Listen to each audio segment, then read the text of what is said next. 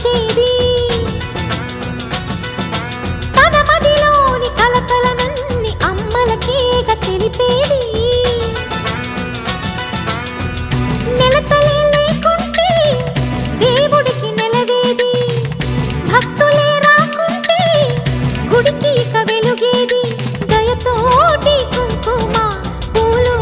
అక్షింతలు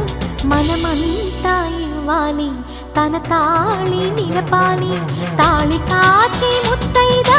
ఎల్లమ్మ ఎల్లమ్మ పోదామా ఎల్లమ్మ ముసురు కాచి